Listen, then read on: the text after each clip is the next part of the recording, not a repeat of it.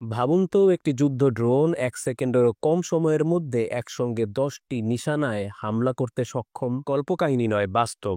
চীন এমনই এক কৃত্রিম বুদ্ধিমত্তার ড্রোন তৈরি করতে সক্ষম হয়েছে। এই অভিনব ও মহাবিধ্বংসী ড্রোন তৈরি করেছে চীনের চেংদু এয়ারক্রাফট ডিজাইন ইনস্টিটিউট।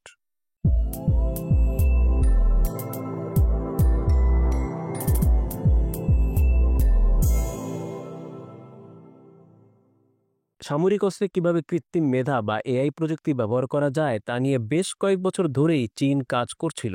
এবার আর জল্পনা কল্পনা নয়, সফলতার মুখ দেখল দেশটি। তাদের আবিষ্কৃত নতুন এই ড্রোনকে বলা হচ্ছে ইলেকট্রনিক ওয়্যারফেয়ার ড্রোন। এটি এআই প্রযুক্তি নির্ভর ড্রোন। চ্যাট জিপিটি না হলেও প্রায় সেরকমই প্রযুক্তি ব্যবহার করা হয়েছে এই ড্রোনে। নাম লার্জ ল্যাঙ্গুয়েজ মডেল, সংক্ষেপে LLM। সম্প্রতি এ বিষয়কে একটি প্রতিবেদন প্রকাশ করেছে হংকংয়ের সাউথ চায়না মর্নিং পোস্ট। চীনা প্রতিরক্ষা বাহিনীর লার্জ ল্যাঙ্গুয়েজ মডেলকে ওপেন এআই চ্যাট জিপিটির প্রতিদ্বন্দ্বী বললে ভুল হবে না। এই দুটি প্রযুক্তির মধ্যে অন্যতম পার্থক্য হল চীনের প্রযুক্তি শুধুমাত্র সামরিক কাজে ব্যবহারের জন্য উদ্ভাবন করা হয়েছে। এই ষষ্ঠ প্রজন্মের ড্রোন প্রস্তুতকারক প্রতিষ্ঠান চেংদু এয়ারক্রাফট ডিজাইন ইনস্টিটিউট এর আগে J-20 স্টেলথ ফাইটার জেট তৈরি করে খ্যাতি বা কুখ্যাতি যাই বলি না কেন কুড়িয়েছে। চীনের সামরিক বাহিনী পিপলস লিবারেশন আর্মি এই ড্রোন ব্যবহার শুরু করেছে কিনা তা এখনো নিশ্চিত হওয়া না গেলেও আনন্দবাজার পত্রিকা বলছে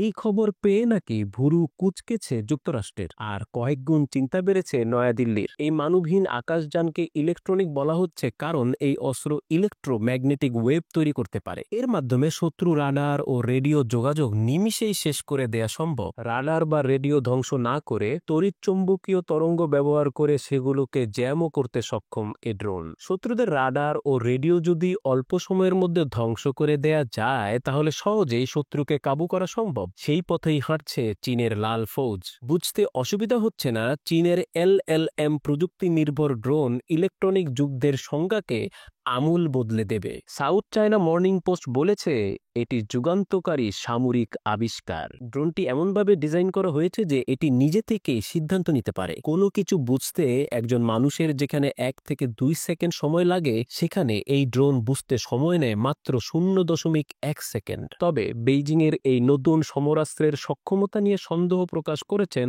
পাশ্চাত্যের কেউ কেউ। তারা বলছেন ড্রোনে একই সঙ্গে উন্নত এআই এবং ইলেকট্রনিক ওয়ারফেয়ার প্রযুক্তি ব্যবহার করা কঠিন। শুধু তাই নয়, নিরাপত্তার ঝুঁকি নিয়েও তারা প্রশ্ন তুলেছেন। সাম্প্রতিক ঘটনা নিয়ে আপনার কি মতামত লিখে আমাদেরকে জানাতে পারেন। আর হ্যাঁ, চ্যানেলটি সাবস্ক্রাইব করতে ভুলবেন না।